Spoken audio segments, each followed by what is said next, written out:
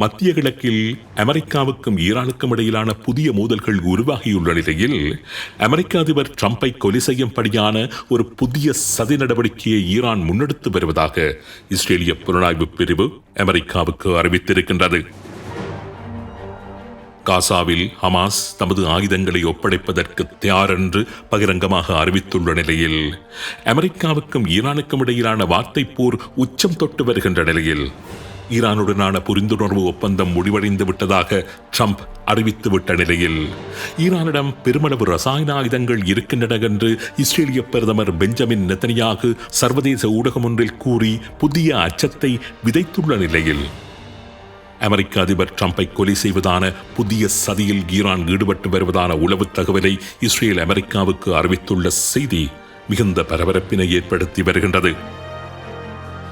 உலகத்தின் பொருளாதாரத்தை மாத்திரமல்ல, உலக அரசியலையே தலைகீழாக மாற்றிவிட்டுள்ள அமெரிக்க ஈரான் யுத்தம் பற்றி ஆராய்கின்றது இன்றைய உண்மையின் தரிசனம் நிகழ்ச்சி.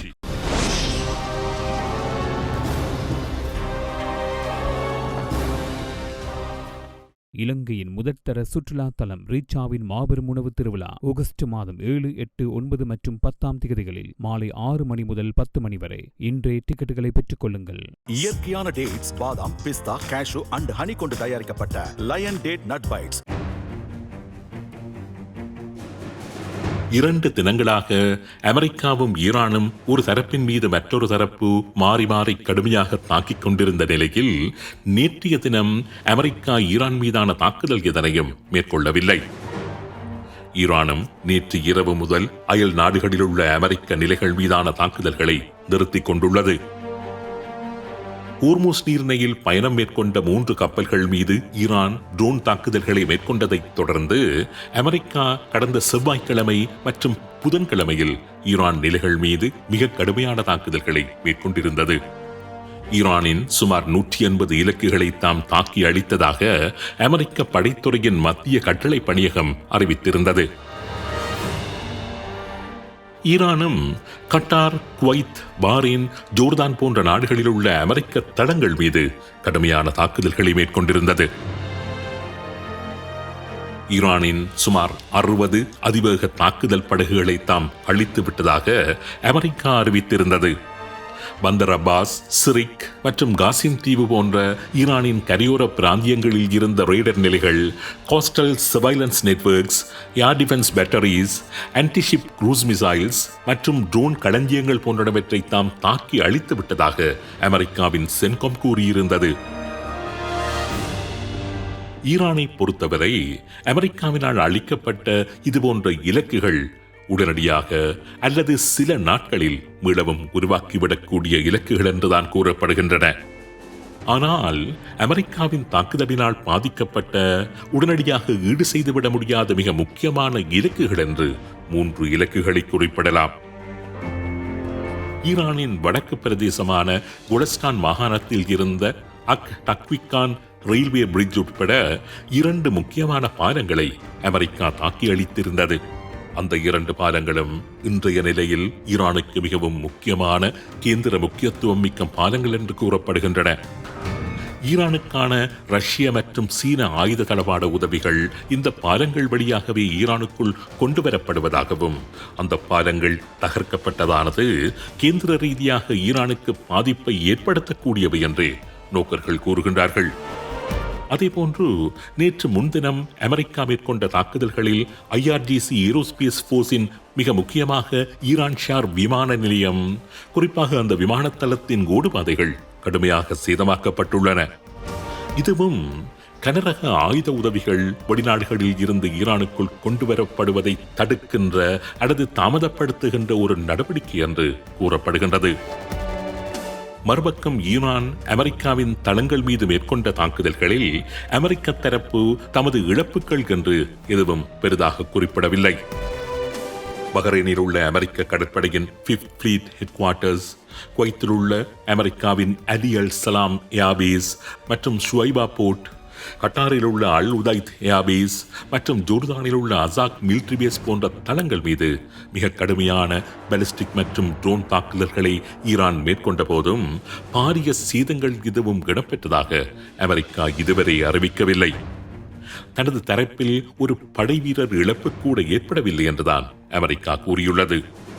அதேவேளை அமெரிக்காவின் ஒரு MQ-9 ராப்டர் ட்ரோன் ஈரானினால் சுட்டு வீழ்த்தப்பட்டுள்ளதாக ஊடக தகவல்கள் தெரிவிக்கின்றன.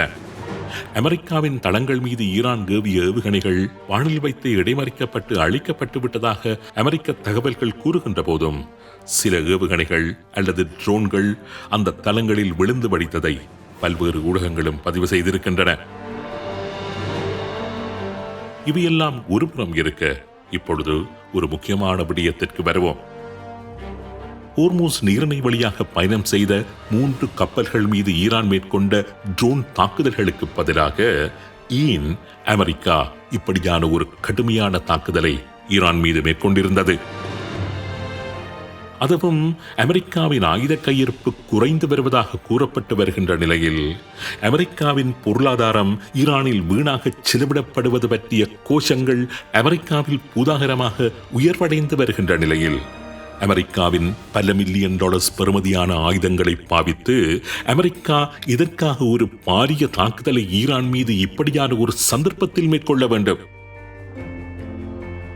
இத்தனைக்கும் ஹோர்மூஸ் நீரிணையில் அமெரிக்காவின் கப்பல்கள் எதுவும் தாக்கப்படவில்லை. அமெரிக்காவுக்கு பொருட்களை கொண்டு சென்ற கப்பல்களும் அங்கு தாக்குதலுக்கு உள்ளாகவில்லை. தாக்குதலுக்குள்ளான கப்பல்களுக்கும் அமெரிக்காவுக்கும் எந்தவித சம்பந்தமும் இல்லை. அப்படி இருக்க ட்ரம்ப் இதற்காக ஈரானுடனான ஒரு யுத்தத்திற்கு கட்டளை பிறப்பிக்க வேண்டும். இதற்காக மிகப்பெரிய பொருட்செலவில் ஈரான் மீது அமெரிக்கா தாக்குதல் நடத்த வேண்டும். ஈரான் மீதான தாக்குதலுக்கு ட்ரம்ப் கட்டளை பிறப்பித்துவிட்டு ஈரான் பற்றி, அதாவது ஆட்சியாளர்கள் பற்றி ஊடகங்களின் முன் ட்ரம்ப் கூறியிருந்த சொல்லாடல்களை கொஞ்சம் பாருங்கள். ஈரானுடனான யுத்த நிறுத்தம் முடிவடைந்து விட்டது. ஈரானிய தலைவர்கள் ஒரு பைத்தியகார கூட்டத்தினர், பொய் பேசுகின்றவர்கள், நம்ப தகுந்தவர்கள் அல்ல, யுத்த வெறி கொண்டவர்கள். இப்படியெல்லாம் ஈரானின் ஆட்சியாளர்கள் பற்றி ட்ரம்ப் அன்றைய தினம் கூறியிருந்தார். துருக்கி தலைநகர் அங்காராவில் வைத்து ஊடகவியலாளர்கள் மத்தியில் ட்ரம்ப் பேசிய போது ஈரானிய தலைவர்களை குறிவைத்து அவர் உபயோகித்த சொல்லாடல்கள் மிகுந்த அநாகரிகமான, பொதுவாக தலைவர்கள் யாருமே பேச தயங்குகின்ற சொல்லாடல்கள் என்றே கூற வேண்டும். குறிப்பாக ஸ்கம், அதாவது கழிசடைகள் என்று ஈரானிய தலைவர்களை கூறியிருக்கின்றார். அறிவற்றவர்களை குறிப்பிடுகின்ற குக்கு என்கின்ற வார்த்தையை பாவித்திருக்கின்றார். விஷுஸ், அதாவது கொடியவர்கள் என்றும், வயலண்ட் பீப்புள், அதாவது வன்முறையாளர்கள், இப்படி ஈரானின் ஆட்சியாளர்களை ட்ரம்ப் திட்டி தீர்ப்பதற்கு பயன்படுத்திய சொல்லாடல்கள் மிகவும் வித்தியாசமான வகையில் அமைந்திருந்தன.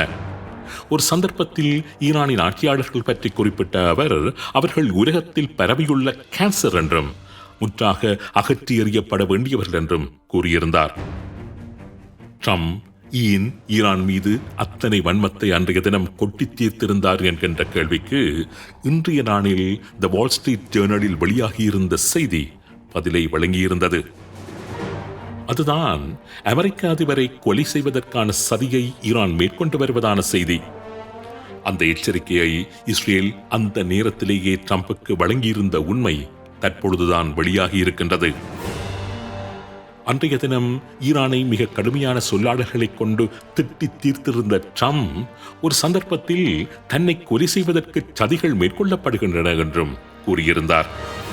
வழமையாகவே ட்ரம்பின் பேச்சுக்களை யாரும் பெரிதாக எடுத்துக் கொள்ளாததால் அதனையும் வழமையான ட்ரம்பின் ஒரு லூஸ் டாக்காக நினைத்து கடந்து சென்றிருந்தன ஊடகங்கள். அமெரிக்காவின் தலைவரை, அதாவது என்னை கொலை செய்வதற்கு விரும்புகின்றார்கள், அனைத்து கொலை பட்டியல்களிலும் எனது பெயர் இருக்கின்றது, பல சந்தர்ப்பங்களில் அதிர்ஷ்டம் என்னை காப்பாற்றி இருக்கின்றது, ஆனால் அது நீண்ட காலத்திற்கு என்னை காப்பாற்றாது என்றே நான் நினைக்கின்றேன் என்றும் ட்ரம்ப் துருக்கிய தலைநகர் அங்காராவில் வைத்து கூறியிருந்தார். உண்மையிலேயே ட்ரம்பை கொல்வதற்கான சதியை ஈரான் செய்வதாக இஸ்ரேல் அமெரிக்காவிடம் அறிவித்திருந்த அந்த நாளில்தான் ஈரான் மீதான மிக கடுமையான தாக்குதலை நடத்தும்படியான உத்தரவை ட்ரம்ப் தனது படைத்துறைக்கு வழங்கியிருந்தார். அன்றைய தினத்தில் தான் ஊடகவியலாளர்கள் மத்தியில் ட்ரம்ப் தன்னை கொலை செய்வதற்கு சதி செய்த ஈரானை மிக கடுமையான வார்த்தைகளை கொண்டு திட்டியும் தீர்த்திருந்தார்.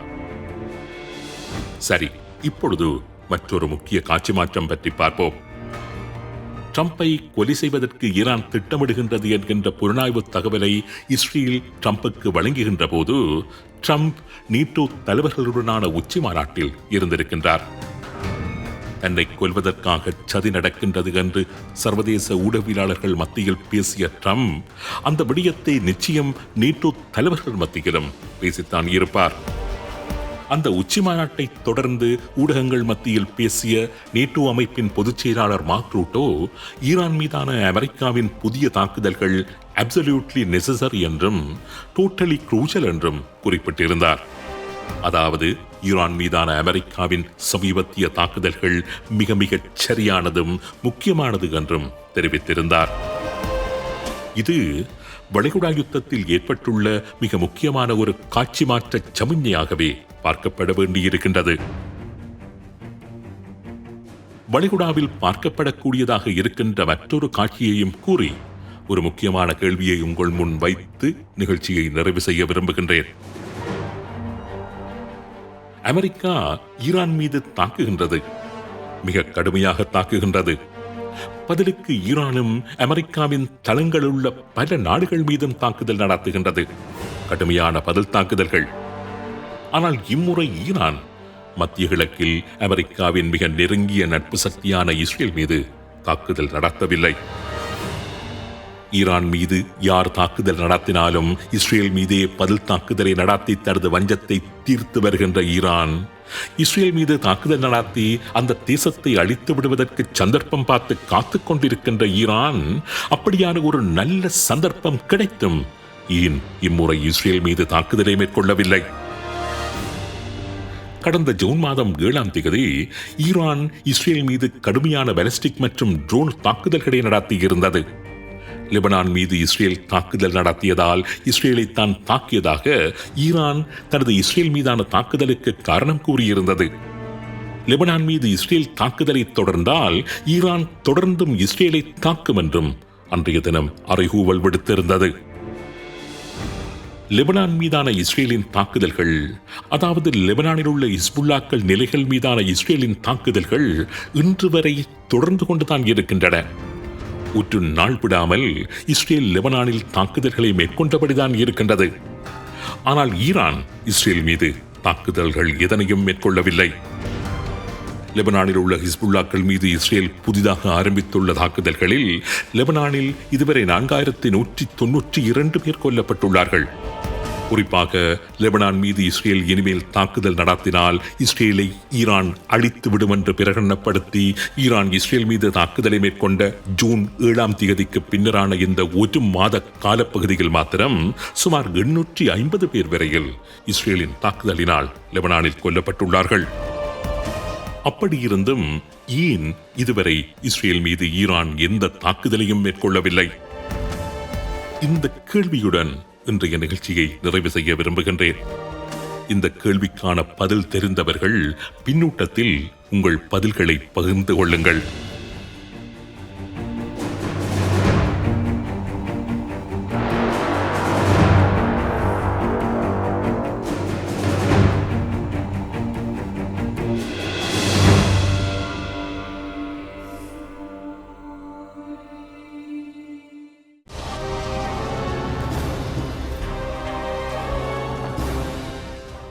இலங்கையின் முதற்தர சுற்றுலா தலம் ரீச்சாவின் மாபெரும் உணவு திருவிழா ஆகஸ்ட் மாதம் 7, 8, 9 மற்றும் 10ஆம் தேதிகளில் மாலை 6 மணி முதல் 10 மணி வரை. இன்றே டிக்கெட்டுகளை பெற்றுக் கொள்ளுங்கள். இயற்கையான டேட்ஸ், பாதாம், பிஸ்தா, கேஷு அண்ட் ஹனி கொண்டு தயாரிக்கப்பட்ட லயன் டேட் நட் பைட்ஸ்